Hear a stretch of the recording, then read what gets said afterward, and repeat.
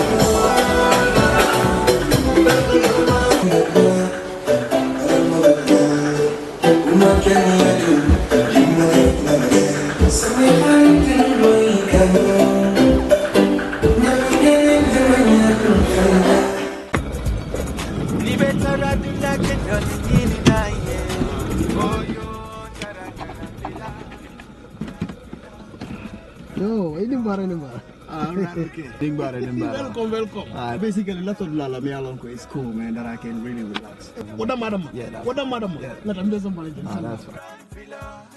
Grand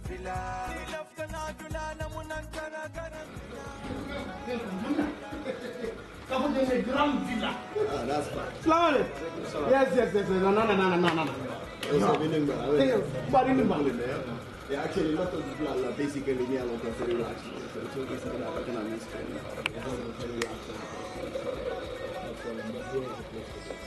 Ninga fa ni sewa.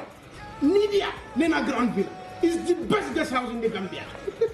Beji andika Grand Villa Guest House. Na labungul bebe senyaring adu na bungul bebe nyarandiring coming ibela fila ila suwe taranyame. Until Grand Villa na kiliano la lafino wala mukawati intel kang. Na ye sabati Grand Villa yela kodo na fa kalamuta.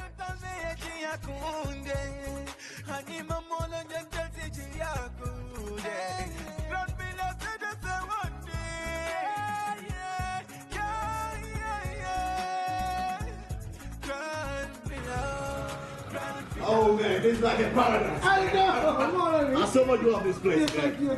Trust me, I love this place. You can move somebody and what you want. Yeah. I know what Gambia. Grand Villa. I tell you. I love this place. Okay. I love this place, man. Oh yeah. ni leftan na kuo keso sotola futamma Oljintun Paradise Estate mbaya komandiro ke 7527218 wala futan na website oto www.grandvillaguesthouse.com. Grand Villa Guest House. Dreaming of owning a property in a prime location with great proximity and fantastic neighborhood? EJ Investments Sanyang Seaview Estate is the best choice you have been waiting for. Our Sanyang Seaview Estate is approximately 15 minutes drive away from the busy hub of Brusubi roundabout and into the heart of nature, where you can have a peaceful and relaxed lifestyle with your family. You can buy a finished 4-bedroom story with 5-year flexible payment plan or a service plot with 2-year payment plan option. With over 300 homes, you will enjoy big tar roads with covered drainage, modern electrification with solar street lights, gated entrance with security post, and a breath-catching experience of our beautiful sea view and lake view. You can own a home today at our Sanyang Seaview Estate. Call us today on 446-4838 or 325-9220. Visit our website on ejinvestments.net. EJ Investments, first in property.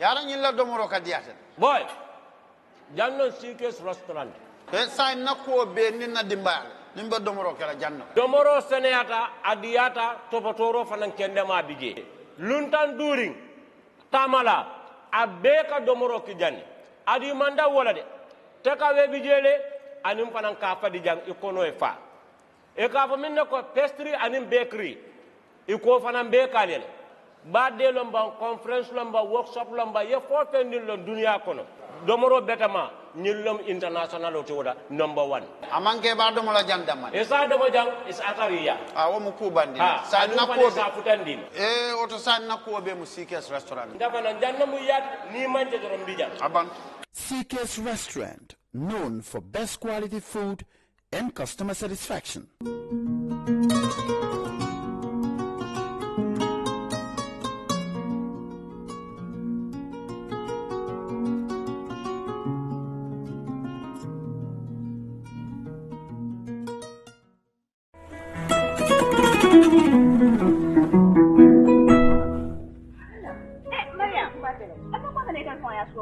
na broda min ba Europe Mr. Conte nka bo wala kol kan sai na so ko na mano ban ta jabo ban ta tulo ban sai ka bo kol kan anda ka ba office ko na ba dama bulo mutarin ba ka ta sintila no ko mba tunga ne ta ya priye ma ko de ban na ta mano sa ni tulo ni mun da sai ta la broda ban balwo service kala mun service balwo service ni da ko ronta mo kala mun da a fela broda ko abitala internet all aya ba sa kala woldo balwo.com na wasaje a apu nga ba download la telephone lo na be sandiro to ni wal na be sirin ala office ko ndama manjar pura ta bank ko kodoki abe sirin office ko ro daminto e job message so telephone ko no e biti ko be Gambia dawda biti ko babele ko sa tano dawda yeta sempo tawo wodama yala bar wasa bis na kamo jahan na tanyo le kan pijana bro dan ka ko tanyo lo ayo ko jahan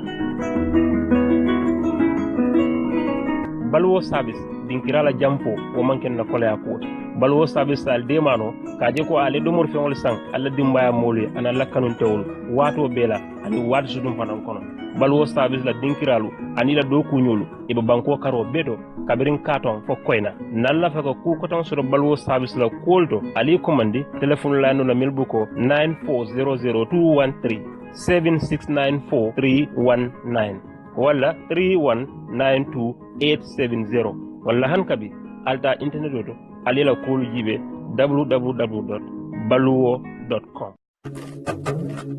Do you live abroad and want to build your dream home in the Gambia without risking your funds and family ties? Do you want a household name that is trustworthy and efficient? A name that will continue to give you updates on the project from the beginning to the very end with videos and pictures? If your answer is yes, then worry no more. Boss Construction and Asset Management is here for you. If you live outside the Gambia and want to build your dream home, then this is ideal for you. Just reach out to Boss Construction and let's start building the dream home into a reality. With Boss Construction, the difference is clear. We give you value for money. Some of our services includes the following: construction management, building equipment rentals, rent management, purchase and leasing, asset management, and many more. For more information, please contact 282-4945. Better still, send us an email, bossgambia@gmail.com, or you can also visit our website on www.bossgambia.com. Boss Construction, a name you can trust. Boss Construction and Asset Management, keeping families together.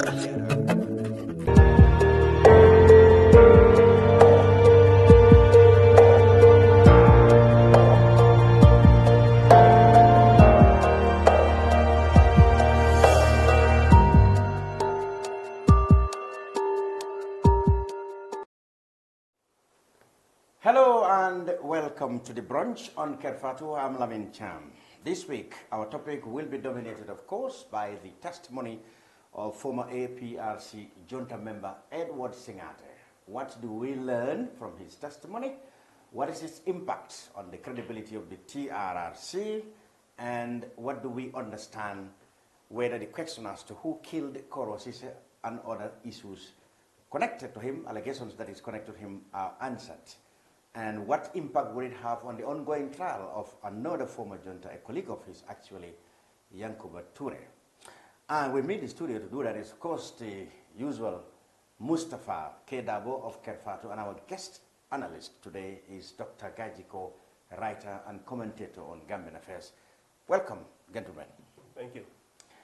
Now, he has come and done it, and we understand he has now left the source of the Gambia back to his base in Nigeria.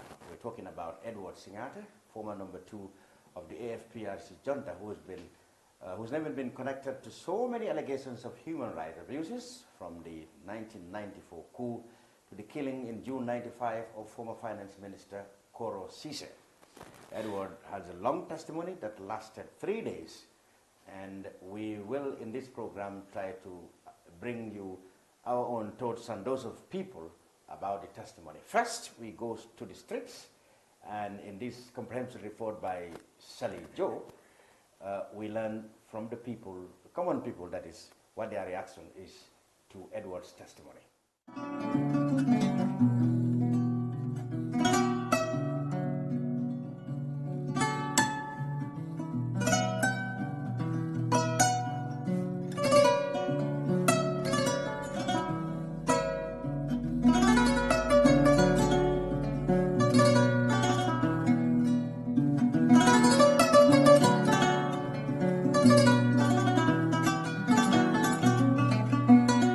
Edward Singh on Monday accepted involvement in the execution of 11 soldiers on November 11, but denied killing Ousman Kerr, former finance minister. Edward denied direct involvement in several alleged crimes, which were tortures of civilian and security officers. The allegations of torture against Edward were corroborated by a total of 50 instances in different incidents, but the former military man claimed the witnesses, some of whom are alleged direct victims, were not being truthful. The murder of Ousman Kerr Yes, Lamin Fati said he dropped you at Yankuba's house. He too lied? He did not drop me on that day. That one I can assure you. He said he dropped you on that day. Not that day. That is not true. Not that day. So he lied? Not that day. So he lied? Yes, sir. Lamin Marong said he dropped you at Yankuba Toure's house on that day. He too lied? Yes, sir. Ahmed Jangom said he saw you at Yankuba Toure's house that night. He too lied? The same Jangom who said he saw me smoking? Of course he lied. Lamin Dur also said he saw you at Yankuba Toure's house at that night. He too lied? Not that night. That is inaccurate. It's not correct. Alaji Kanyi said he participated together with you in that murder. He too lied? Sir, Alaji Kanyi has lied through his teeth. Even the last part of the video that you played, he was misleading the commission and lying.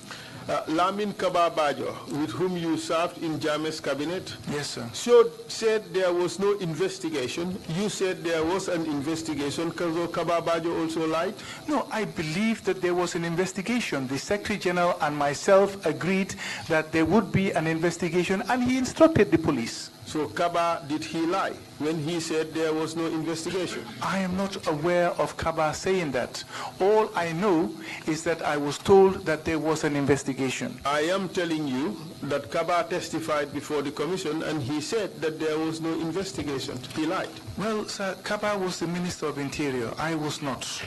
He lied. Sir, I don't know what Kaba said. I didn't even hear his testimony. Well, I am telling you. Mustafa Marong, former Attorney General, said he called you to tell you that there should be an investigation or to announce Koro's death, and you said no, it would not be announced until after a post-mortem. He lied? Sir, let me give context to that.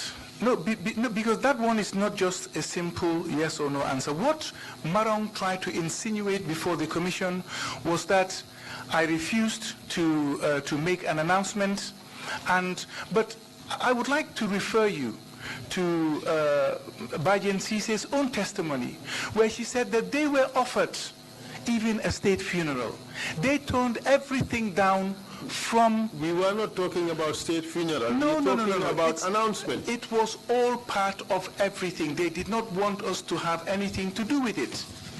And therefore, if the family does not want the government to have anything to do with the funeral of their own family member, there is nothing that we can do. The council is listed 50 allegations that were denied. You say these weren't allegations. There was some exchange that you had with council. He had earlier in your testimony this afternoon referred to 11 executions. Now, I thought to me you cast that in the context of overall responsibility.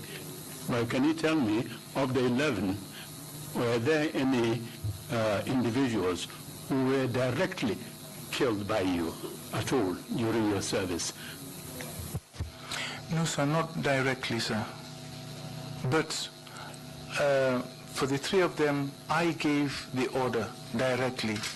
For the others, so for the 2 at Fajara Barracks, I was there in the line when they were being shot.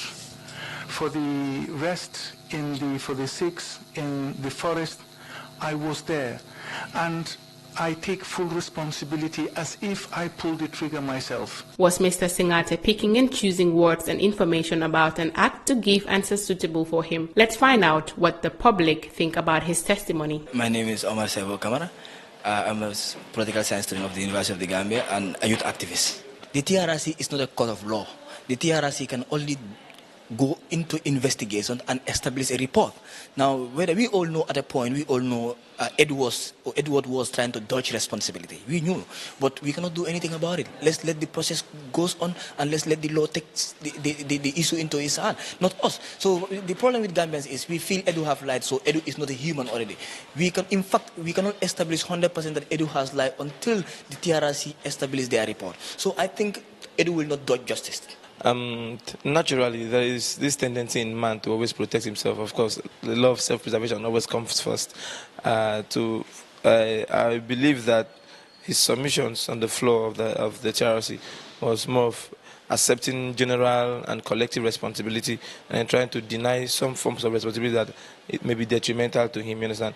So to him personally, yes. So, but if he is denying it and other conventional statements that have been made, point fingers on him, well, the TRC is still on. We're not shutting down. It is hard to believe, given all the evidences, that all the testimonies that we are given, by some of the witnesses. But he has a right to testify whether he did it or not. But this is a Truth and Reconciliation Commission. It's not a court of law.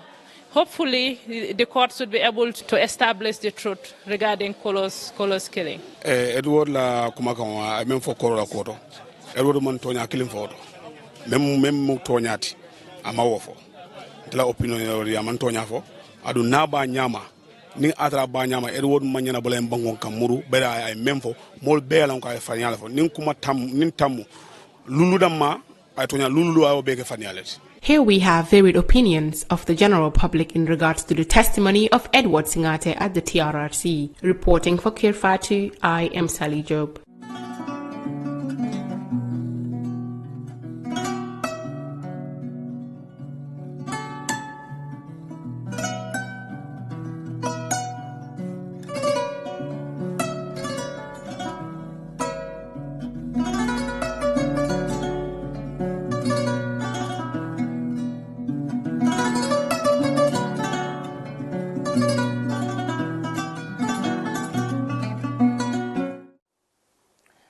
Sally Job with that report on the reflections of the people listening to the testimony of Edward Singate over the last week at the TRRC. Now, welcome to our analysis. I will start with Dr. Gajigo and then Mustafa. Yes, Edward came, in my view, of course, he came with a prepared points as to what his testimony would be. He accepted responsibility, as Sana Savali did before him. That is responsibility of the killing of the November 11 coupists, as well as the torture of the civilian government officials who were detained. He did not personally do it, but he said he is responsible for it. He denied flatly, though, to start with, before we go to the chorus, that he did not torture the security prisoners, all of which, and their witnesses claim that he was part of the torture. He in fact supervised the torture. And then we come to the corrosive thing, which gave the whole thing an anticlimax. Everybody was expecting perhaps Edward will come clean on that, and finally the family and the country will get closer on this particular brutal case. Because whereas you may argue that, okay, the November 11, even though people were killed in cold blood, but the circumstances was a military operation, etc., etc. But this one, the corrosive case, was plain murder. How did you perceive the whole thing? Thank you. Let me make a quick correction. At the beginning, you made an equivalence between what San Sabal admitted to and what Edward Singate admitted to. That's a big difference. In terms of November 11, Sana Sabali admitted not only giving order, but standing in the line and firing shots. Edward Singate refused to admit. He said he stood in the line but didn't fire a shot. Okay. So this distinction is very important. So there's a huge difference between what Sana Sabali admitted to, what Edward Singate admitted to. So Sana Sabali took responsibility, full responsibility, by admitting to things not only as a member of AFPRC, not only as a commanding officer, but also by personally, individually and directly, admitting responsibility and putting himself in legal liability. So let's go quickly to that. What did you make of that, the November 11? Because that's where the seats began to get hot. Yes. So the point again, to make a correction here, you said he took responsibility. He did not. Let's make that quite clear. He did not take responsibility. Collectively, though, he did. He took collective responsibility. Exactly. But collective responsibility is meaningless if, as part of the whole suite of actions that were taken while he was in government, including his personal and direct involvement, when he refused that, to take collective responsibility is meaningless. So you can say Sana Sabali took collective responsibility because by taking personal responsibility, which is even much more, that exposes him much more to legal liability. Taking collective responsibility is a much more of a minor thing. Exactly. So Sansabali did that. It was Singate made came with a strategy where he said, where he basically showed that he would not take personal responsibility. Yeah. In terms of collective responsibility, he cannot deny that. That is undeniable. Okay. The fact that he's member of AFPRC, the fact that he was a commanding officer, the fact that he was Minister of Defense, these are established facts. These are not in dispute. So for him not to take collective responsibility was just a non-possibility. So he had to take it because there was no other choice. In other words, he admitted to things in which there was no way for him to deny. So, in other words, he, unlike other witnesses, he knows what is the implication of direct participation and just being part of it. That the difference with that. He knows that. So he tried to run away from areas that will really link him to direct participation, which of course would attract. No, the others know it too. The issue is this. It's not the issue of. I cannot say Sana didn't know that. Well, I'm talking about others, Sana and others. No, like others. The others also know that by admitting to direct involvement in murder or illegal activity, they are exposing themselves to legal liability. They knew that. The difference is whether they were honest enough to come. They decided to come before the commission and tell the whole truth. Yeah. The difference between Edward and others is not because the others didn't realize that difference. It's because the others decided to be honest, and Edward Singer decided to be dishonest. He decided to go before the commission and lie repeatedly. Okay. So, Mustafa. November 11, Edward's account of events and his responsibility. Well, if you look at Edward, if you are listening to Edward's account of November 11, it was different from all the accounts of all the people who had participated in November 11 executions and who had appeared before the commission. This includes his own orderlies and Sana, his boss, and himself. Yes. So basically what Mr. Gajigo said was that was the truth.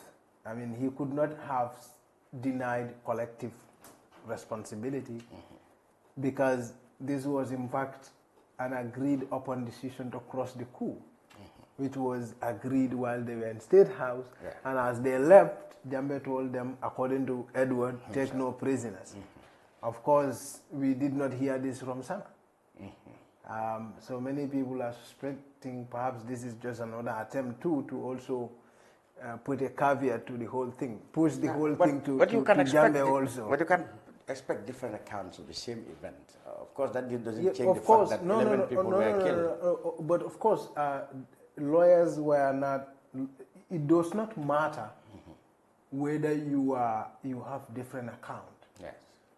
What matters though is when things are hugely different in terms of its, they will call it material particulars, like substantive matters. Yeah. Like say for instance, if I said I came to Kerr Fatou and I shot him, but at 2, right? Yes. And someone else says, I came to Kerr Fatou, I shot him, but at 3 or at 2:30.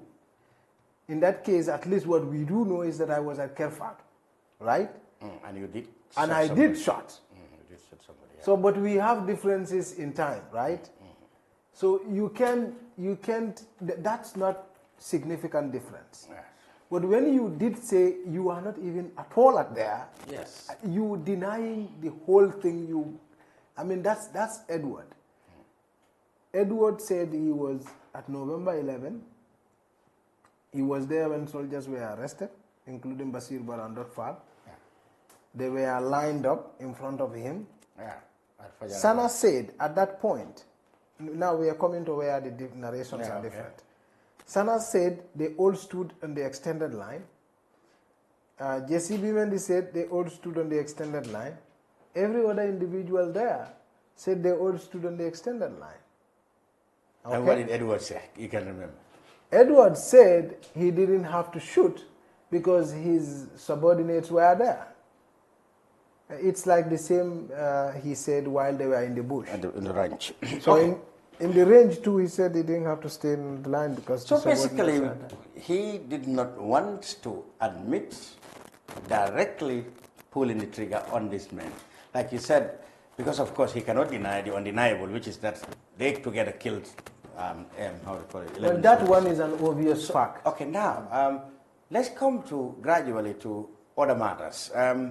He said, Mr. Gajigo, he did not torture the security detainees. When we heard from the security detainees themselves, and even those who were not tortured, so they saw him torturing next one. What do you make of that when he reached that point? I don't think it's actually a good use of time to actually go through the individual things he said he didn't do. I mean, when we take the strategy, basically, which is that he decided to admit to the collective responsibility, but the individual acts that could be linked to him, individual committing of crimes, like, standing in line, firing his gun, shooting a soldier in the knee, or torturing prisoners at mile 2, security prisoners, he refused, despite there being overwhelming evidence. Now the question any reasonable person should ask themselves, on one hand, you have Edward Singate. Only Edward Singate is saying that he didn't take part in all of these things he's been linked to: murder, torture, execution. And then you have several witnesses all agreeing that they place him in this particular in all of these crimes. They place him there. They saw him actually taking part. You also, these people, in the process of placing Edward in these individual crimes, they put themselves in legal jeopardy by actually saying they committed those crimes with Edward.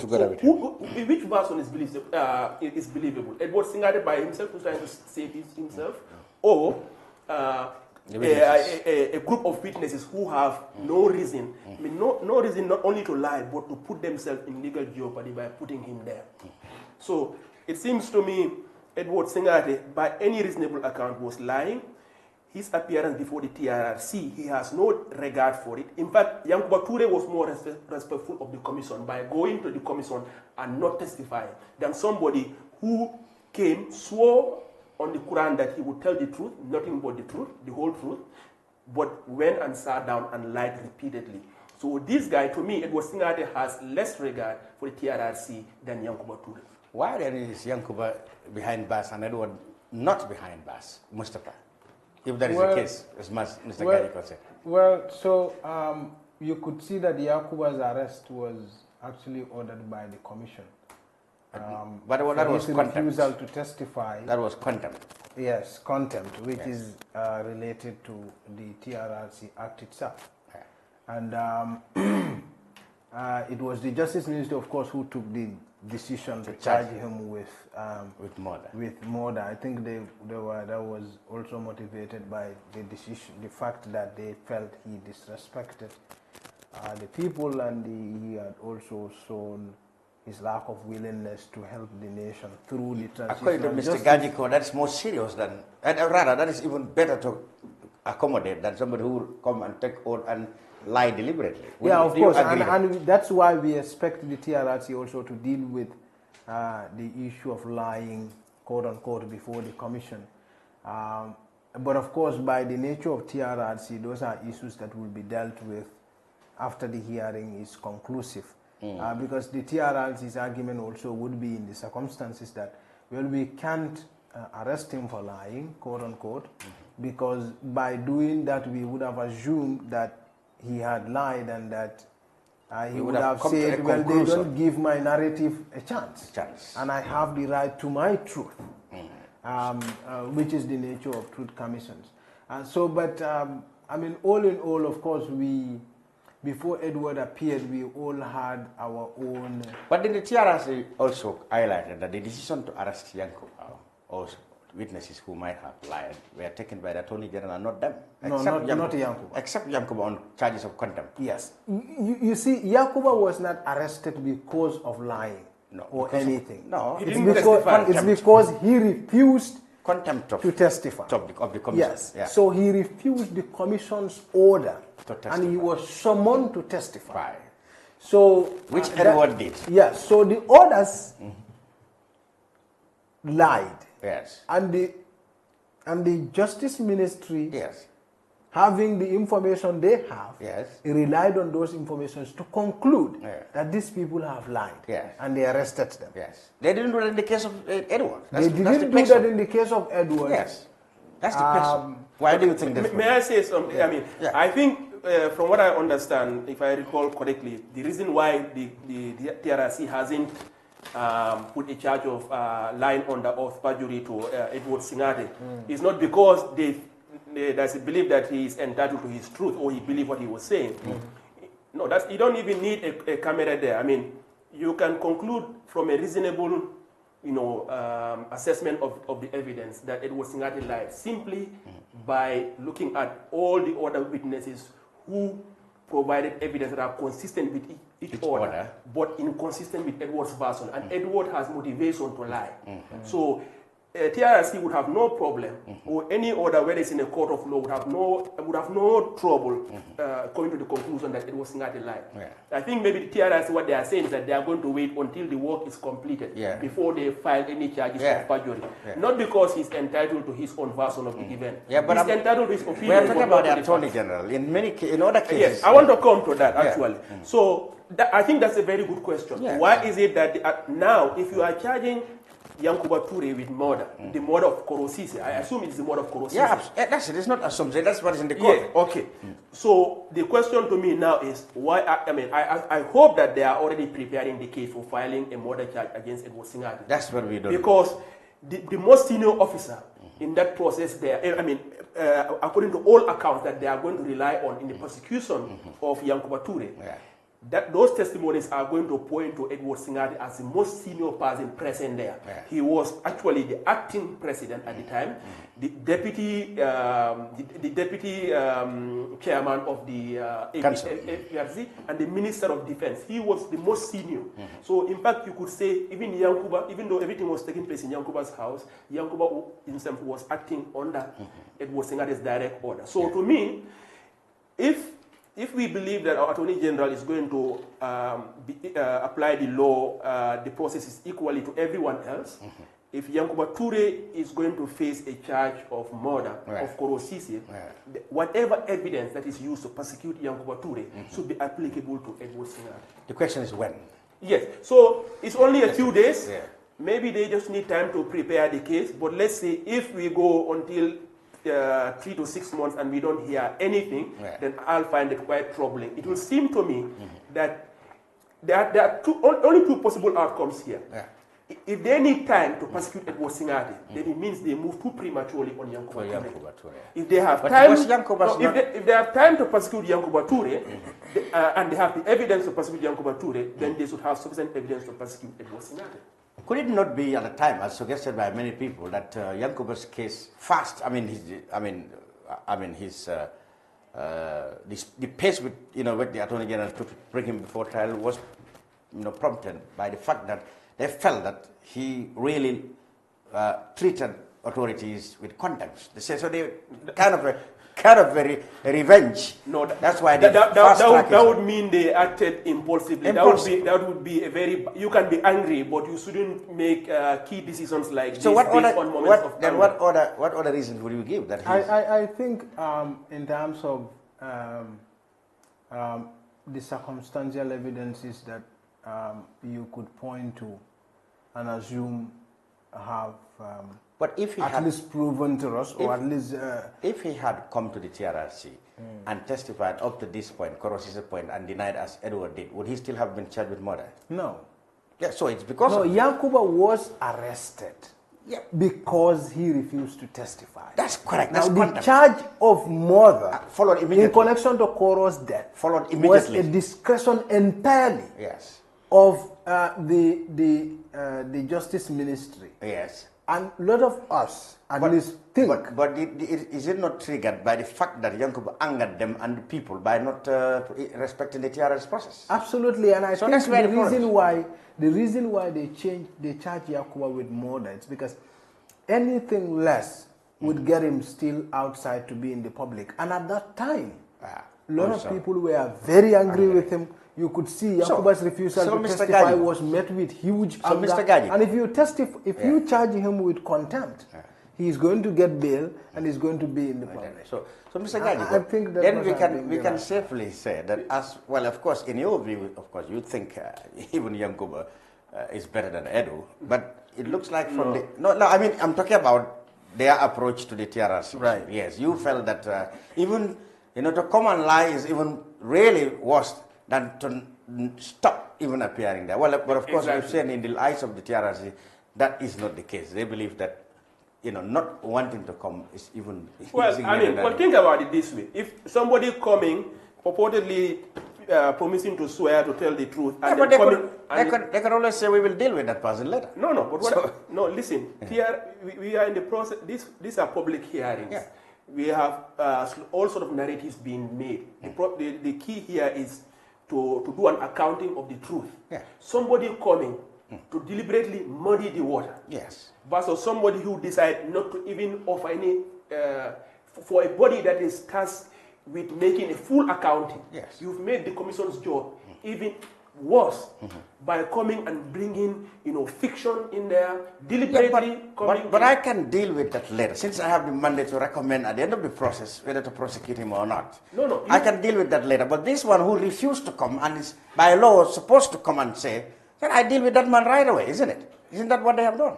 No, I don't have a problem with charging Yankuba Toure now. Contempt, yeah. What I'm saying is, if I have to look at, as far as the work of the TRRC is concerned, a big part, the first word is truth. Yeah, okay. The accounting of the truth. So in other words, somebody coming in, dissembling, Yeah. consciously and deliberately lying, has made the work of the TRRC even harder. Than the one who didn't even Yes, say it. because we do not need, Yankuba Toure and Edward Singh presenting their testimonies in terms of what transpired in Yankuba Toure's house on that fateful day. Their testimony, as long as they're telling the truth, would have been useful for TRRC to make a full accounting of events. Exactly. But suppose Yankuba Toure and Edward Singh decided not to participate. That scenario would have been easier for TRRC to establish the facts than somebody deciding to take an oath, coming before the commission and bringing a version of events that makes, that challenges other things. And then you start raising doubts in people's mind as to what really happened. Since we have progressed, rather prematurely into the corrosive case, we better deal with it right away. Edward, for me, not only denied his involvement, despite lots of evidence, even from his own close protection, that he actually was present at Yankuba's house, was dropped there on the night Koro died. He denied it, and not only did he deny, he attempted to paint a picture that suggested that Koro, she said, could have been killed by MFDC rebels in Casamance. Now, my problem with that, of course, is two things. I felt that the AFPRC regime was only 11 months or so in power at the time. President Abdou Diouf had just visited them, I think, 6 months previously in January 95, which gave them a lot of self-confidence that, okay, Senegal, whom they always suspected might have something against them, have now accepted them. So they felt legitimately they think that their coup has been recognized gradually. And it was too soon for me, 11 months into power, for Jammeh to have established that deep relationship with the MFD rebels, up to the point of supplying them with arms from the Gambia. I felt there was no even frequent border closure at that time. At the time. And two, there was none. And two, look at these witnesses. There was no diplomatic wrangling. Look at the witnesses Mr. Singh suggested were there. Is it coincidental that all of them have now died? Sambaba dead. Koro dead. And the other person whom I thought could have challenged this if he were alive is Baba Joe, because we write from history that the very first connection between Jammeh and Libya was coordinated by Baba Joe. But he did not put Baba in the picture. Baba, no, but if he were alive... He carefully calculated the kind of people who are going to be in the center of the story. But look at it, what makes it important, Baba is dead. So, the only person who could have put a hole in that narrative would have been Baba if he's alive. Edward knew he's dead. You cannot tell a story. Because Baba was the one who established link between Libya and Jammeh. That's what happened. So Baba is dead. So he's not around to say, well, no, this cannot be true. But what I understand, like I said, my impression was, I think it was too new of the regime, 11 months into power, to have established such a deep relationship as to warranting Jammeh helping weapons that were being supposedly collected from Kembuje in that bush by Gelegele. I mean, I think with all his intelligence, Edward really thought that he should have realized that that's a story that is going to baffle people to believe. No, but what do you make of it? No, I mean, basically your skepticism of the story is well justified. I mean, nobody listened to that story and was even remotely, convinced by it. Not only that. I mean, I and many other people just felt, just felt angry because here is this man right now. Instead of taking responsibility, he was trying to attempt to tarnish the name of the person that he's accused of killing. And well, forget about accused. I'm not going to be a lawyer here. Somebody he's actually guilty of murdering. Maybe not guilty in a court of law, but actually, by all evidence, Edward Singate's hands have blood in it. Exactly. So as a way of saving his own skin, he's trying to, like I said again, this is the problem. He deliberately came to muddy the waters, by throwing stories here. In fact, it is, if you can remember when he brought out this story, he did not even elaborate. He did not even make a case as to how this was linked to the question that Edward Singate was asking him at that moment. He just threw this case there because, knowing very well, the moment he throws this case there, people will somehow start saying, oh, we want to hear this story. Please go on. Because this story could have taken a life of itself. Thankfully, Edward Singate didn't, this guy, Esa Fall, didn't buy into that and didn't allow him to go off on a tangent that would have distracted from the line of questioning. But this was his goal, to muddy the water. He didn't care if it meant tarnishing and destroying the reputation of a victim whose murder he's culpable in. So this man has just no honor. Sambaba is dead. Koros is dead. Tumbul Tamba is dead. But Yaya Jammeh is alive. Did Edward work it out that probably Jammeh would never testify, and investigation will reach him, and he is not in the position to comment? Because basically he's saying that, if I could understand that, is rebels killed Koro because Jammeh sent money to them, and Jammeh didn't want this to be known, and Koro is the only person who needs, so we better kill him to kill the evidence. But would Jammeh, if Jammeh wanted to kill somebody with evidence, he wouldn't go for such a prominent person like his finance minister, because if that one went missing, people will know about it. You see, Edward treated this whole thing like a court case. You see, I don't even think that he created that story to explain it. I think that story, he just introduced it so that we have a lot to think about. To confuse the storyline. It was not a story on its own. To muddy the waters. Yes, he just introduced that story. And let me just say that in a court, in defense cases, all that you do is to make the court doubt the story before it. Oh, and that's the primary objective. And so he was merely doing that. Yeah. He was merely doing, what he was merely doing is for us to question everything we have before he appeared. Before him. So that's what he wanted. So that is why he threw up that story. The story was, Jammeh, Edward, insinuating that Koro could in fact have died because he was apparently flirting with Jammeh's idea of sponsoring rebels. But he didn't even go there. No, because remember, he said, no. Remember, he didn't even started the story to finish. No, because he didn't.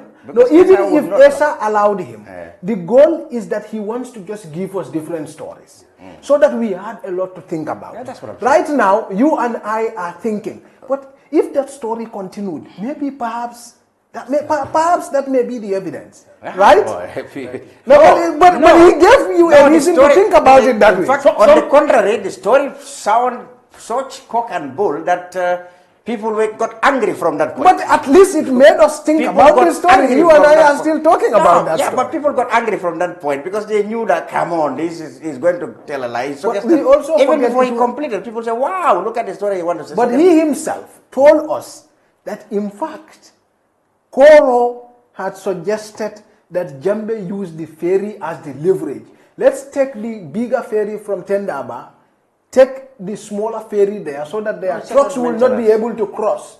And say the bigger ferry is on maintenance. He said that was Koro's plan. So definitely he himself had concluded that Koro would not have gone with he has suggested a different idea. So, but I am saying, even that story in itself is preposterous because there was no border closure, as he said. There was no frequent border closure. There was no diplomatic spat at that time. There was no problem at all between Senegal and Gambia. They were barely 11 months old in the power. premise of the story is a lie. The story is a lie. Exactly. Okay, now let's go to Koro Sisso's family. I mean, because the whole idea was that now with this turn, I mean, the whole thing is thrown back to suspense, even though the average Koro was killed allegedly by Edward and others. It looks like from what we know and from his denial that the suspense is gone back, we may have to wait another day to tangibly put this blame on individuals who have carried it out. So the Koro's family did not want this testimony to deflect them from, or they are very keen to show that this testimony is trying to smear the name, like Mr. Gajigo said, of Mr. Koro Sisse by associating him with rebels, or how to call it, associating with clandestine business with rebels, etc., or by saying he was this and that. So let's listen to Dr. Nafi Sisse, our sister to Koro Sisse, at a press conference on Thursday.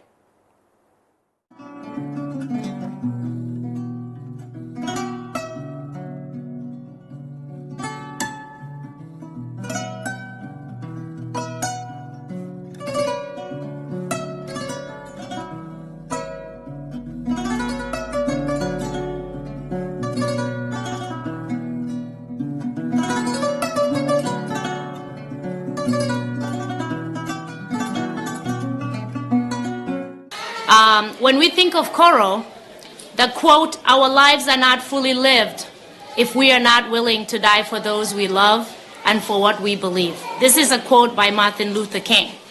That comes to mind when we think about our brother. Koro stood for and died for his beliefs. We chose to remember Koro for how he lived, not the way that he died. Koro lived a life of a man of discipline, integrity, service, funny, which most people don't know that he's quite funny, and above all, love for his family and his country. Koro was a patriot and a visionary who wanted to transform and improve his country and her people. In his memory, our family has founded the Ousman Koro Sisse Foundation, which has been providing free school supplies, medical services, screenings, and community education for countless number of citizens for the last 4 years. This is actually the reason that I am here right now. I am doing the medical mission right now, and I'm going to be here for 4 weeks. And initially, in the beginning, we were coming every year, but because of demand and people requiring our services, we started coming every 6 months. And so when we come every 6 months, I do different locations. Fajikunda is my base location. I've started coming here since the first year. And so I continue to come here, but I have also included Polyclinic in Banjul. We have done Bansang last year, and I am going to be doing Fatoto actually in the next couple of days. I'm going up country to Fatoto for several days as well. And what we usually do when we come is we bring I bring a lot of friends that are volunteering doctors from the US and nurses, and we give free services. We see patients for free, and we give medications. Usually the medications we give include antihypertensives, diabetic medications, and these I usually give to patients for 6 months at a time so that there's continuity in their care. So when we come back another 6 months, we give them another 6 months of medication so there's no break in their care. And so Koro's legacy is about service, uplifting, and making a difference. And it should not be confused with cheap attempts to smear his reputation. And so we have heard a lot of forgiveness during these trials that have gone on. And we wanted to make sure that everybody understands from our perspective that forgiveness is not for the villain or the perpetrator. It is a victim's way of getting back their strength and their power. And forgiveness is also not a line that you cross after hearing somebody give a superficial or a pathetic apology. It is a path that you take. It's not just a line you cross when you hear somebody say something. And this path my family has decided to take a long time ago. And this is independent of anybody who had anything to do with what happened to my brother. We have decided to take this pathway a long time before anybody said anything. Okay? And so they do not get to dictate how we heal. We choose to decide when we heal. And we have done that a long time ago. They have tried to eliminate my brother, but unfortunately all they have done was amplified his message. Okay? And in the last 23 years, we have wondered what we would say, what we would do, okay, to Koro's killers. And honestly, all we feel is just sadness. Because true power is not the use of big guns and terrorizing innocent citizens. True power is to hold back from using power when you can, and instead you use mercy. That's true power. And so Koro's life was not ours to forgive. The killers would need to ask for the Almighty's forgiveness for that. We, right, and we hope that, we pray and hope that He, the Almighty, would show them more mercy than they have shown my brother and their other victims. We believe justice will be served, and we continue to thank the Gambian people for their unwavering support. Okay, we are very appreciative, and we hope that everybody remains optimistic.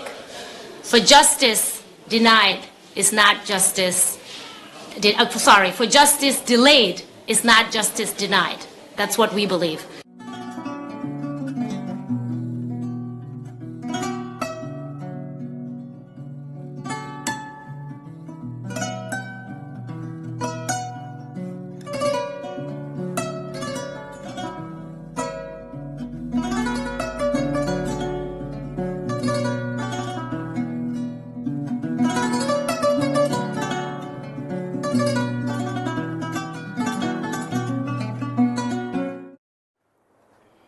Dr. Nafi Sise, our sister and spokesperson for the Sise families, that's the Koro Sise family, and also the foundation. Doctor, this is, for all intents and purposes, a direct response to Edward's testimony. The lady and the family, for that matter, seemed not even convinced, and they do not want to give any impression that they are in any position to, they've already taken their decision in terms of if they are to heal or they are to forgive, and that will not be precipitated by us in her own words, whatever apologies is been bandied around at the TRRC. In fact, maybe you should know that as Edward was making his statement, these people have gotten up and they walked away. Okay. Oh, they moved from there when they reached. When he finished and he was just making his pep talk, like, you know, at the end of TRRC, they closed, so they move away. So this they walked away. That's an apparent response to Edward's testimony. From what she has said, what are you feeling at the pulse in the family of Koro Sise about this whole thing? First of all, one can only imagine what they are going through. This is one of the things I have that has concerned me about TRRC, that people have this romantic notion that somehow if people come before TRRC and then they apologize, ask forgiveness, people will just give it to them and we'll all move on. This is naive, and in a way it's disrespectful to people. Right now, what Koro Sise has demonstrated is a major shortcoming in the TRRC.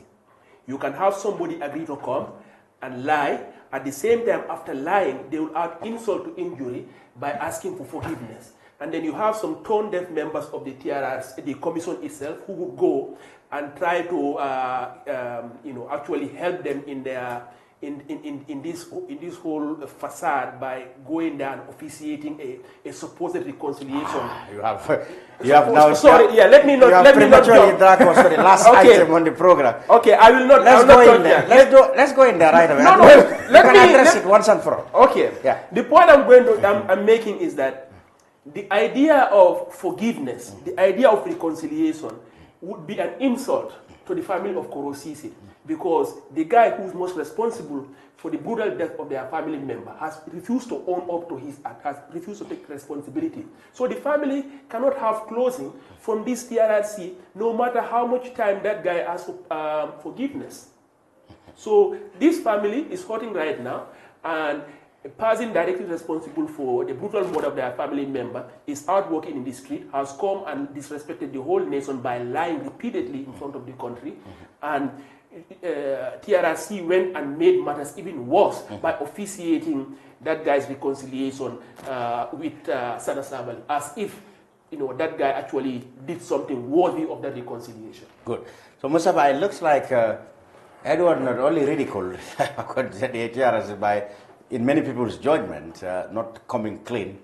They even went further. Of course, we must state that this, they said, is from the is initiated by Sana Zabali to get the TRRC to reconcile among themselves instead of coming clean and seeking reconciliation from their victims.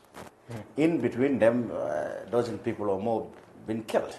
And they are not apologizing to those. Instead, the TRRC set up a ceremony for them to reconcile among themselves. Many people think that is really a mockery of the whole situation and make the TRRC cheap. What do you make of it? So I would start with first responding to TRRC, because even after, some of us were very angry, very, very angry. I even went to the GPU WhatsApp page and I was very angry. I commented there the whole night. And Dr. Baba Galay Jallo, because we are all journalists and we are always interacting, and we were exchanging, arguing back and forth about why we think this could happen, why we think this is not supposed to happen. And, like other issues we discuss within, in the WhatsApp group, this is not on the public place, it's just between a journalist and a journalist. So, but what I was trying to tell him, because he was trying to make me understand that, it's the position of the TRRC, of course, that this is a reconciliation issue. But reconciliation within the context of the TRRC Act, it's a national reconciliation. It's not reconciling an individual and an individual. Now, any form of reconciliation that TRRC must participate in must be looked at within the context of the broader national reconciliation. Now, the question then that they will then ask would be, was the charade between Sana and Edward, did it in fact bring the Gambian people together, or are they even more angry about it? If you ask me, about 3/3+ of the people I spoke to share his view that this is total mockery, it's unnecessary. And what did Dr. Baba Hagala have to say? No, of course we were arguing, but we were exchanging, not arguing. Make some statement. We were exchanging, but of course he made a statement, of course, on the TRRC page that this is in the context of their reconciliation mandate, which we all agree it doesn't make sense. The reconciliation in TRRC is national. It's not reconciliation between Sana and Edward. Or between Mustafa K. Dabo and Dr. Gajigo. That's not reconciliation. I think they also took undertaking that they will help the TRRC in national reconciliation programs that is coming. That is well and fine, but look at the timing and the character involved, Edward. And this has been the problem. Exactly. It was not Sana. Look, Sana had a sort of a smaller reconciliation hearing with a lady there. Yes. The lady who was even demanding Sana paid his... Now, did anybody have a problem with it? No one. But we are having a problem with... This is the most important national institution, because this is the institution that should determine, that should make every leader in this country aware that, look, this power you are having to exercise must be exercised with caution and should be checked so that issues of this nature don't happen. So TRRC it's the most important national institution we have. Someone came, insulted that process, disrespected that process, and yet we involved in a charade in rewarding him and make him look like, oh, I'm a hero, here I hurt another person again, and I'm apologizing. If I may, can I just add something on that? I mean, I just want to add on to his excellent point here. The other point about the reconciliation is for you to have a real, genuine reconciliation, the parties involved need to have been truthful. Truth is contingent. It is a necessary factor. You can't have somebody who lied 99% of the time, then come to say, be involved in reconciliation. That's not a genuine reconciliation. Number two, I want to make a more fundamental point about the issue of reconciliation. See, when the TRRC has been set up, it wasn't adapted to Gambia's situation. The time on the Gambia, 22-year dictatorship on the Gambia, wasn't a situation where we had tribe against tribe, regions against regions, where there needs to be a national reconciliation. What we had was a criminal enterprise, and there were individual crimes committed by individuals against other individuals or groups of individuals. The way you deal with that is you persecute those individuals.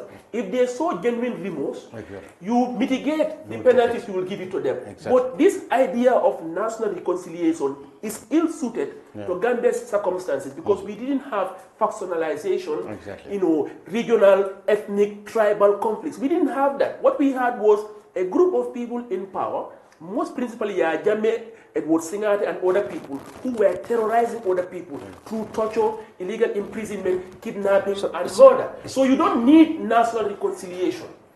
There is no need for national. You can have individual reconciliation, but the whole idea of national reconciliation that has to be led by TRRC is just doesn't make sense in Gambia's context. Suppose we even agree. Suppose we even agree. Suppose we just even agree with them that let's even suppose that, of course, the idea they envisage of national reconciliation is important. Now, what is also fundamentally important is that in an attempt to reconcile two individuals, one must also be sensitive to the broader view of the public towards that enterprise. Now, what did the Koro family thought of Edward appearing before Sana and making himself look like, oh, I am very sorry. And even in the process, he was again insulting us by telling Sana that this is not what we envisaged. Planned, the journey we started the journey we envisaged was to make Gambia a paradise. Is that the journey they envisaged? So this whole thing was an insult. And so the TRRC blundered big time. Absolutely. I mean, a lot of people were very angry and genuinely so, of the fact that this guy does not respect this process, and this process must not make that guy look like some guy who is remorseful. And now, because that's the whole point. So like what we said. Even Sana, he only said he arrested him. He refused to admit he took him to Mile 2. Sana said he did. Others said he did. Others said he was there during Sana. He was one of those. He even denied knowledge of the fact that Sana was tortured. He was saying things like, really, if what he had said before the commission was what happened to him, that's inconceivable. But that is what happened to him. And could he not have known that? As the vice chairman, he knew exactly that what happened. He was lying even in that supposed reconciliation process. Finally, the very presence and testimony before the TRRC gave any iota of respect or any bit of respect to Edward as a witness, as a person, or not. Did he get himself more and more hated? Or did he try to salvage himself through this process? Because like we said last week, because of the nature of the TRRC and the fact that if it were another circumstance and another country, these people would have just been sent to prison right away. But they see the TRRC process as an avenue to come and appeal to gullible Gambians who are gullible to get some sympathy, etc., etc. That's what I think. Did he succeed in that, given the fact that nobody believed him? Well, I hope he didn't succeed, and I hope there is the charges that he's going to put in, he should face, none of that is mitigated. I hope he faced charges for all the human rights violations, all the murder, all the torture that he committed. I hope he faced charges for it. I hope his day in court comes. I certainly hope that his appearance in this TRRC, I hope that will not change any of those potential charges against him. For me, you see, I have a different view altogether about TRRC. You see, I've met people who told me, who took pride in the fact that someone had come and testified and admit doing a wrong, and them also seeing Esa Fall interrogating that guy. It gives them some appeasement. I've met people who are happy with the fact that some guy who is also once powerful is also paying a price, finally, being humiliated before the nation for that alleged crime. Yeah. But when you also come and lie before the commission, that also has an impact on that same family. Good. So you understand? So, for me, anybody who had lied before the TRRC does not deserve our remorse as a country. Exactly. Anybody who had been truthful to the TRRC, even if can be sentenced, can be given commuted sentences. Yeah. I mean, I'm not sure what the formulas are going to be. I'm not a victim, direct victim, so I cannot say that. But I have seen direct victims who are angry when they feel people who testified are not remorseful or they're not speaking the truth. Okay. And I've seen people being happy when people who come, they feel have spoken the truth. So that is why it's important, if you are coming to the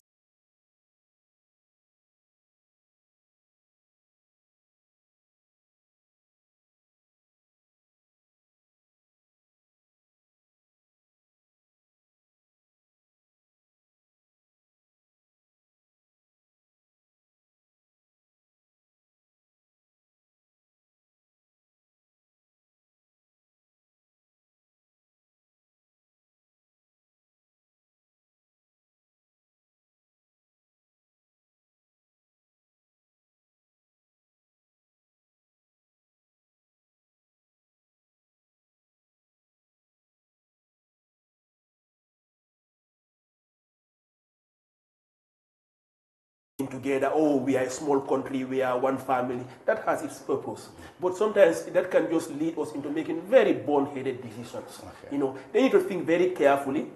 This head of in particular, the head of the Reconciliation Committee of the TRRC needs to know, needs to be a bit more cognizant of the larger role of TRRC. I especially hated his opening statement, where in the reconciliation process between Sana, that fast between Sana and Edward Singh, he started out by saying, this is a very important day. These were his words. This is a very important day in the history of the Gambia. That's nonsense. So they need to say that when one of the parties is lied just a few days before in a marathon session, lied constantly, means that you are just consumed by this whole charade of an event as opposed to the real substance of it. So the lesson here is learn from your mistakes. Most of the TRRC's work has been excellent. A lot of the people, fortunately for us, have been coming and telling the truth. Some of them at great cost to their future liberties. So the thing is, if you have a new witness coming like Edward Singh, who is not only intelligent but has reason to lie and is very cunning, make sure that the council and his team are prepared. I have great respect for Esa Fall. He's excellent. He's capable of. He's just good at his job. But next time a witness of the caliber of Edward Singh is appearing, he may need to prepare a bit more, and maybe he may need some assistance or somebody of a similar caliber as himself. So the lesson here is, please, before you arrange any reconciliation again, make sure the parties involved have really, been 100% truthful. They seem ready to, they are ready to receive forgiveness from the people. Somebody who's not truthful cannot receive forgiveness from people. For Esa, I'm going to add two more things. For me, I've been a big fan of, personally, I think TRRC is doing exceptionally well. I've read a little about truth commissions elsewhere and also about TRRC because I work for a newspaper that focuses strictly on truth commissions. So I think they are doing a fantastic job, and I think this would not change that. But the fact also, like Gajigo said, I would like to say Esa needs to be more prepared about two scenarios. And we've seen his weak performance in those two scenarios. One, Esa is also a human being. He is kind of prone to what people say outside. Yeah. And we've seen when Edward come and sort of throw him out to the public, he began to soften a bit, because Edward was using phrases like, let me explain. If I don't explain, you will not understand. You're not a military person. You cannot know command responsibility. You know, things like that. Yeah. And it seems that also plays into the mind of Asa. I mean, because we've seen where there should be follow-up questions. In some cases, there were none. Okay. Like, for instance, on the case of Kebe, Alaji Kebe, Edward, who told us that the security situation was so precarious, would not even ask who shot Kebe. Lead counsel should have pushed him hard on that. You say, but how would you not even ask who shot someone in front of you? You are not concerned about your own personal safety? Yeah, well, I think because someone just shot someone right in front of you, and you don't even know who that person is. And on that point, on this specific point, he did not push him so much. Council did on that occasion was just to tell him that it's an outright lie, because even somebody who was there said you shot him, and he had but it's not you. just enough to. It's not just enough. It's also to push him, show that he admits. It's just not enough to put it to him. Okay. And also another point is, and the case of also where he insinuated Koro may have been close to the rebels and other stuff. I think there could be a follow-up there, either to bring him back to the story, because he just brought that story without even any desire to continue the story. He just brought that so that he muddied the waters, so that we have too many things to think about. Then another storyline, this is another storyline, this is another storyline. So we could have either allow him to say, okay, let's continue this storyline and see what it leads to. But that's what exactly Esa didn't want. No, but that's a good thing. Yeah. That's a good thing. I mean, it's a good thing that because every other story he tells, people are not idiots. They see the lines. They see the lines. And another thing is, Asa could have also brought him back to the storyline where he says, where he suggested where the four of them were. Yeah. Koro, in fact, suggested an alternative, which is using the ferry. Yeah. So that's, you could have brought him back there. That kills this other story. Because Koro chose the ferry, he could not have also chose the rebels. And there are some other instances. Well, of course, we will see everything in different ways. Just a minute. His observations are quite correct. I mean, again, just like we all said at the beginning, Esafal has been doing a tremendous job. Absolutely. So anyone, I don't think anyone would be doing a better job than he's doing over there. Yeah. So it's natural. Anybody in that situation, other people can say, "Oh, you should have gone through that direction. You should have gone in that, asked that question." Even as journalists, we go to press conference and say, you should have asked a better question. Exactly. Yeah. So you cannot. Luckily, most of these people he has handled them very well. But I think if you have I don't think we'll see the life of another Edward coming. But something like that would have merited a different level of preparation. Yeah. Unless if we have two more people, junta members who can bring this kind of thrillers.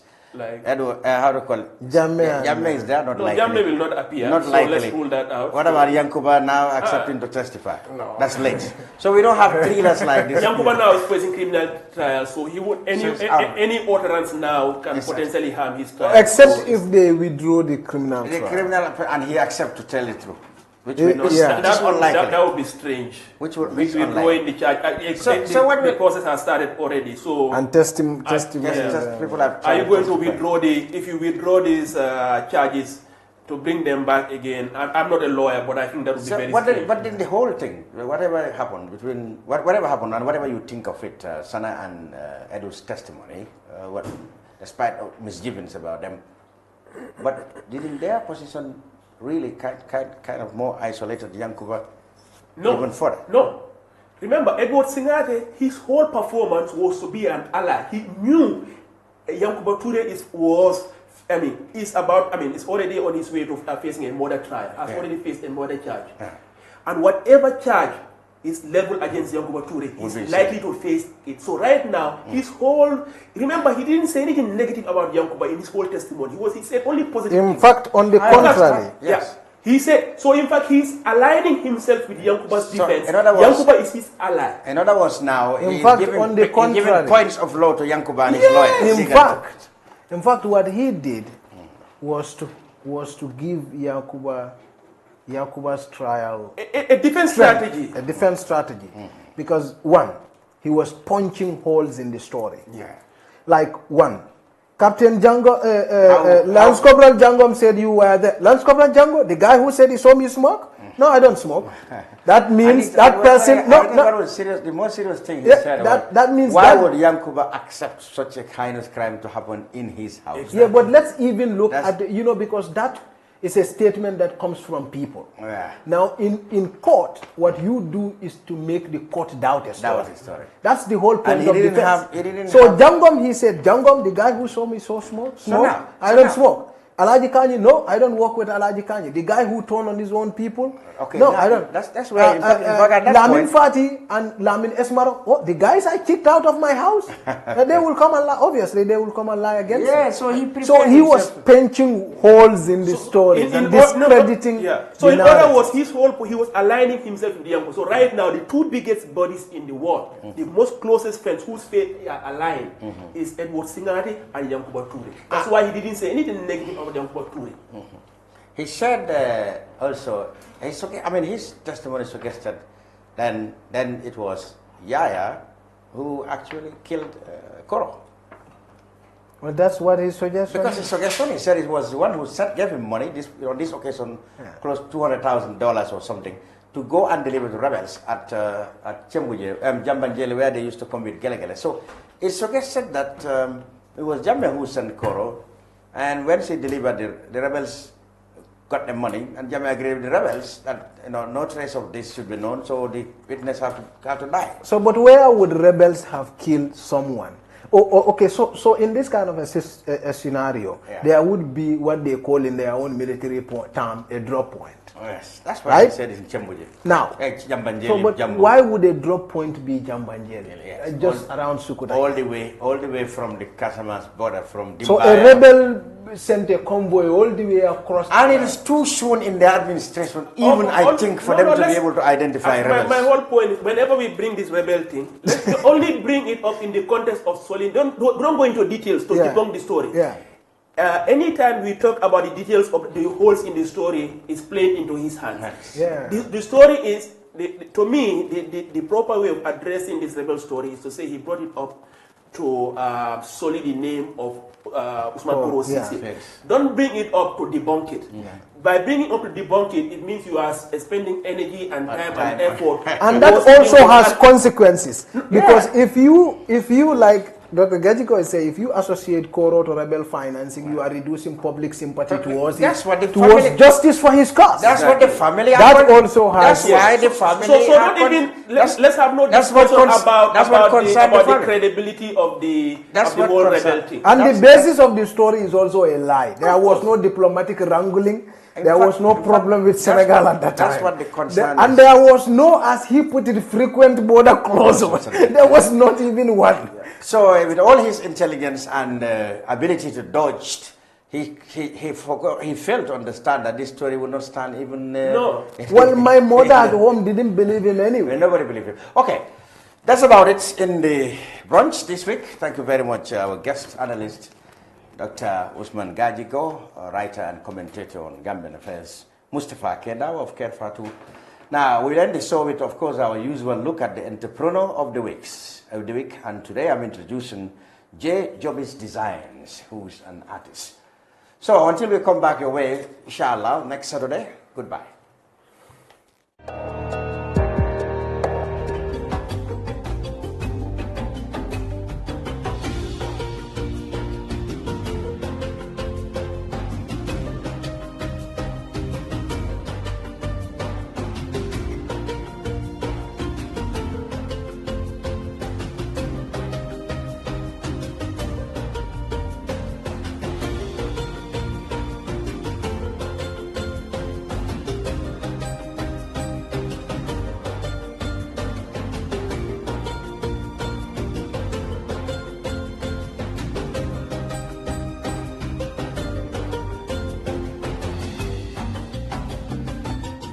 My name is Lamin Job. I'm specialized in artistic imagination and creativity. My registered business name is called El Jobis Designs, and I'm the owner of it. I'm also a final year political science student.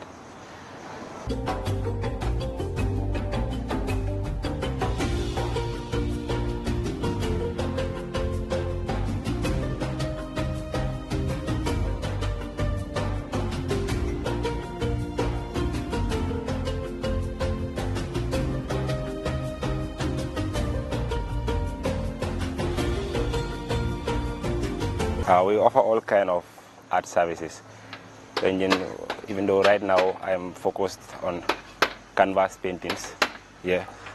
But we do picture portraits, t-shirt printing, front covers, and we also do flyer designs too.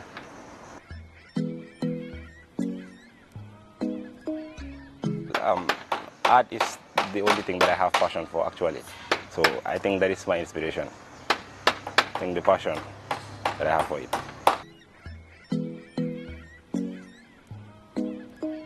The challenges that I'm facing currently is that art is not very much respected in the Gambia, and the reason why I came up with LGB's design is to make sure that it's respected in the country. Thank you.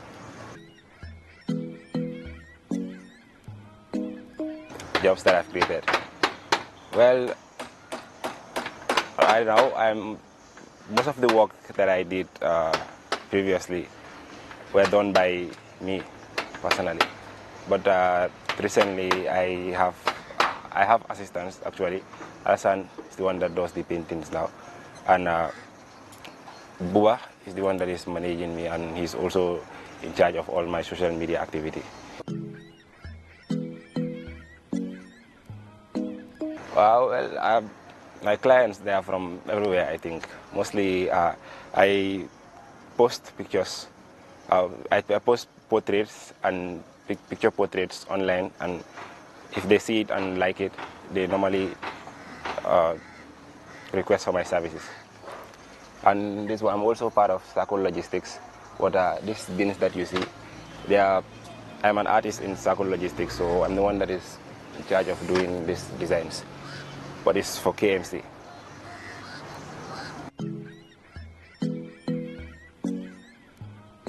I hope it can reach the whole country.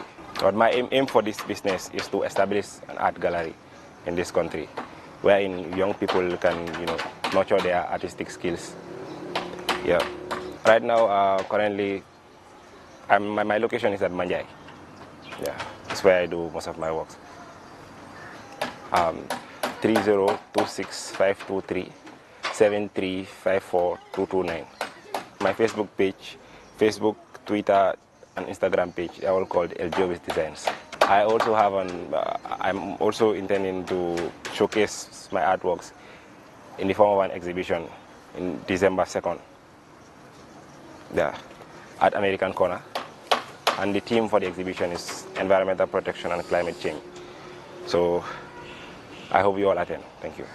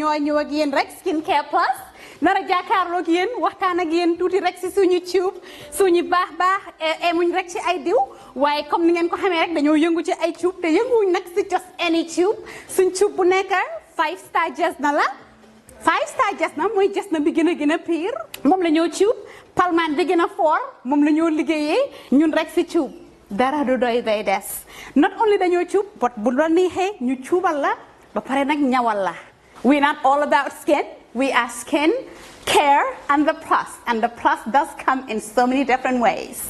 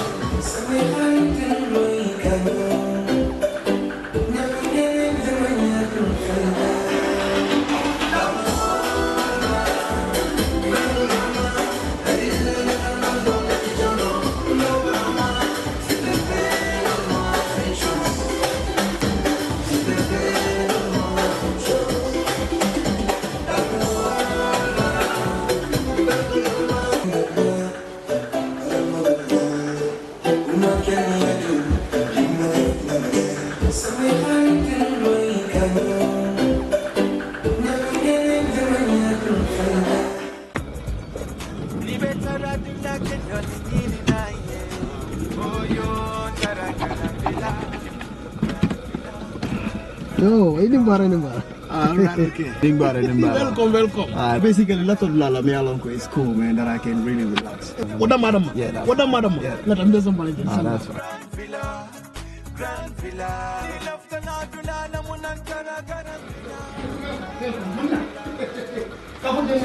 villa. That's fine. Slowly. Yes. No. Yeah, actually, a lot of people are basically me alone are very relaxed. So basically, I can at least very relaxed. Nina Vanessa, what? Nidia, Nena Grandville is the best guest house in the Gambia. Beji andikam Grand Villa Guest House. Na labungul bebe senyaring adum na bungul bebe nyarandiring coming ibela fila ila suwe taranyame. Until Grand Villa na kiliano la lafino wala mukawatin telkam. Na ye sabati Grand Villa yela kodo na fa kalamuta.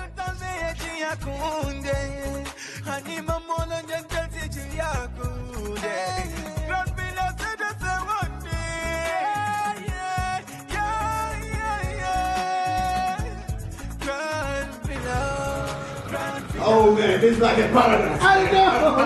I so much love this place. Thank you. Trust me, I love this place. You can move someone and you're watching what? Yeah. How can you and you want to Gambia? Grand Villa. I tell you. I love this place. Okay. I love this place, man. Oh yeah. Ni lefta na kuo keso sotola. Futama Oljuntum Paradise Estate. Mbaya kumandiroke 7527218. Wale futana website auto www.grandvillaguesthouse.com. Grand Villa Guest House. Dreaming of owning a property in a prime location with great proximity and fantastic neighborhood? EJ Investments Sanyang Seaview Estate is the best choice you have been waiting for. Our Sanyang Seaview Estate is approximately 15 minutes drive away from the busy hub of Brusubi roundabout and into the heart of nature, where you can have a peaceful and relaxed lifestyle with your family. You can buy a finished 4-bedroom story with 5-year flexible payment plan or a service plot with 2-year payment plan option. With over 300 homes, you will enjoy big tar roads with covered drainage, modern electrification with solar street lights, gated entrance with security post, and a breath-catching experience of our beautiful sea view and lake view. You can own a home today at our Sanyang Seaview Estate. Call us today on 446-4838 or 325-9220. Visit our website on ejinvestments.net. EJ Investments, first in property.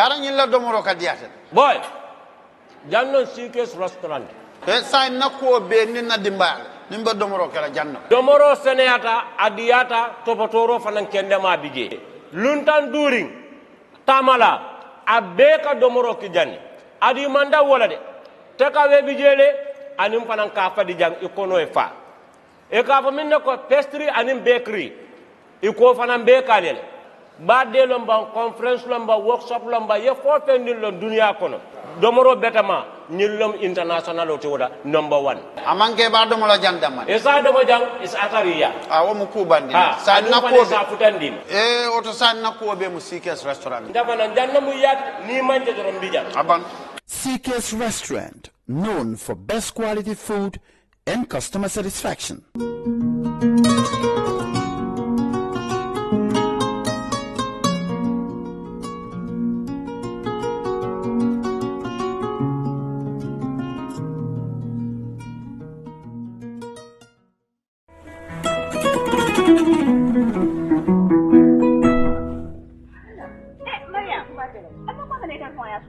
na broda min ba Europe ni sta konde nka bo wala kol kan sai na so ko na mano ban ta jabo ban ta tulo ban sai ka bo kol kan da ka ba office ko na ba dama bulo mutarin ba ka ta simpla no ko ba tunga ne ta ya kuriyan ma kai duban na ta mano sani tulo ne ya mun da me ta la broda man balwo service kala mun service balwo service ni da foron ta mo kala mun da a fela broda ko abitala internet all aya ba site la woldo balwo.com na wo sajje a apu nga ba download la telephone lo na be sandiro to ni wal na be sidin ala office ko ndama manjar pura ta bank ko kodoki abe sidin office ko da minto e do message so ya telephone ko no e biti ko be Gambia dawda biti ko babelo ko ta tano dawda yeta tempo tawo wodama yala bar wa service na ta mo da han na ta nyo le kan fi jalla bro dan ka ko ta nyo ko ayo ko ti da balwo service dinkirala jampo o manken na kolya ko balwo service al demano kaje ko ale do mor feŋol sang alla dimbaya molu ana lakkanun tewol wato bela ani wadu sudum fanan kono balwo service la dinkiralu ani la do kunyolu e be banko karo beto kabirin katon fo koyna nalla fa ko ku ko tan suro balwo service la kolto ali commandi telephone la no la milbuko 9400213 7694319 wala 3192870 wala hankabi alta internet do alila kolu jibe www.baluwo.com. Do you live abroad and want to build your dream home in the Gambia without risking your funds and family ties? Do you want a household name that is trustworthy and efficient? A name that will continue to give you updates on the project from the beginning to the very end with videos and pictures? If your answer is yes, then worry no more. Boss Construction and Asset Management is here for you. If you live outside the Gambia and want to build your dream home, then this is ideal for you. Just reach out to Boss Construction and let's start building the dream home into a reality. With Boss Construction, the difference is clear. We give you value for money. Some of our services includes the following: construction management, building equipment rentals, rent management, purchase and leasing, asset management, and many more. For more information, please contact 282-4945. Better still, send us an email, bossgambia@gmail.com, or you can also visit our website on www.bossgambia.com. Boss Construction, a name you can trust. Boss Construction and Asset Management, keeping families together.